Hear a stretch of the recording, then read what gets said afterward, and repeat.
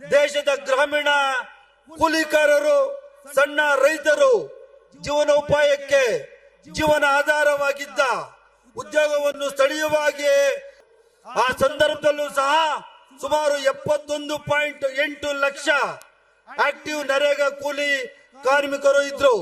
ಅದರಲ್ಲಿ ವಿಶೇಷವಾಗಿ ಸುಮಾರು 36,75,000 ಮಹಿಳೆಯರು ಇದ್ದಾರೆ. ಎಲ್ಲ ಹಕ್ಕನ್ನ ಕಳೆದುಕೊಂಡಂತ ಈ ಲಜ್ಜೆಗೆಟ್ಟ ಸರ್ಕಾರ ಬಿಜೆಪಿ ಸರ್ಕಾರ. ದೇಶದ ಸಣ್ಣ ರೈತರು, ಕೂಲಿ ಕಾರ್ಮಿಕರು ತಾವು ವಾಸಿಸುವ ಜಾಗದಲ್ಲೇ ತಾವು ಇದ್ದಂತ ಗ್ರಾಮ ಪಂಚಾಯಿತಿಗಳಲ್ಲೇ ಕೆಲಸಗಳನ್ನ ಮಾಡಿ ಅವರು ತಮ್ಮ ಆರ್ಥಿಕತೆಯನ್ನು ಕಟ್ಕೊಳ್ತಾ ಇದ್ರು. ಆದ್ರೆ ಅವನ್ನೆಲ್ಲ ಇವತ್ತು ಮೋದಿ ಸರ್ಕಾರ ಬುಡ ಮೇಲೂ ಮಾಡಿ ಇವತ್ತು ಕಾರ್ಪೊರೇಟ್ ಕೃಷಿ ಕಂಪನಿಗಳಿಗೆ ಬೆಂಬಲ ಕೊಡ್ಲಿಕ್ಕೆ ಈ ಒಂದು ಹೊಸ ಕಾನೂನನ್ನ ತಗೊಂಡ್ಬಂದಿದ್ದಾರೆ. ಇವತ್ತು ಈ ಅನೇಕ ನಮ್ಮ ಕಾಂಗ್ರೆಸ್ ಸರ್ಕಾರ ಪಾರ್ಲಿಮೆಂಟ್ ಅಲ್ಲಿ ಮಾಡಿದಂತಹ ಅನೇಕ ಯೋಜನೆಗಳನ್ನ ಟೀಕಿಸಿ ಜನರಿಗೆ ಅನ್ಯಾಯವನ್ನ ಎಸಗಿದ್ದಾರೆ.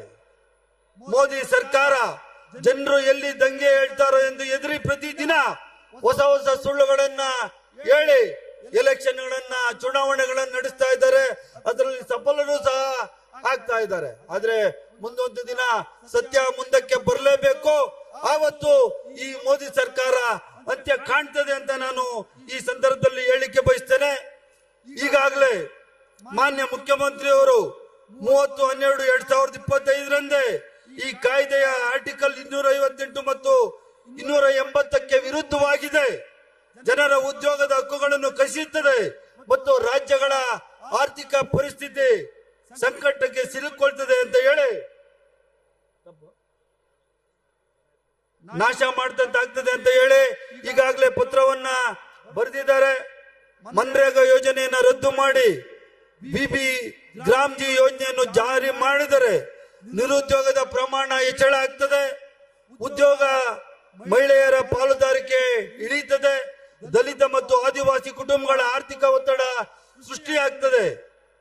ಆದ್ರಿಂದ ನಮ್ಮ ಬೇಡಿಕೆಗಳು ವಿಕಸಿತ ಭಾರತ ಗ್ರಾಮ್ಜಿ ಯೋಜನೆಯನ್ನು ಸಂಪೂರ್ಣವಾಗಿ ರದ್ದುಗೊಳಿಸಿ ಮನ್ರೇಗಾ ಕಾಯ್ದೆಯನ್ನು ಮತ್ತೆ ಜಾರಿಗೊಳಿಸಬೇಕು, ಜನರ ಉದ್ಯೋಗದ ಹಕ್ಕನ್ನು ಪುನಃಸ್ಥಾಪನೆ ಮಾಡಬೇಕು, ದೇಶಾದ್ಯಂತ 400 ರೂಪಾಯಿಗಳ ಕನಿಷ್ಠ ವೇತನವನ್ನ ನೀಡಬೇಕು ಅಂತ ಹೇಳಿ ಇಡೀ ದೇಶಾದ್ಯಂತ ಇವತ್ತು ಕಾಂಗ್ರೆಸ್ ಪಕ್ಷದಿಂದ ನಾವು ಈ ತರ ಒಂದು ಪ್ರತಿಭಟನೆಗಳನ್ನ ಹಮ್ಮಿಕೊಂಡಿದ್ದೇವೆ.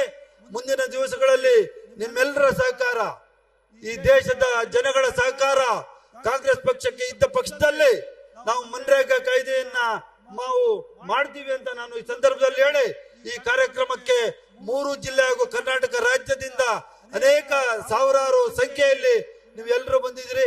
ನಿಮ್ಗೆಲ್ರಿಗೂ ನಾನು ಈ ಕಾರ್ಯಕ್ರಮಕ್ಕೆ ಸ್ವಾಗತಿಸಿ ನನ್ನ ಮಾತುಗಳು ಮುಗಿಸ್ತೀನಿ. ಜೈ ಹಿಂದ್, ಜೈ ಕಾಂಗ್ರೆಸ್ ಪಾರ್ಟಿ.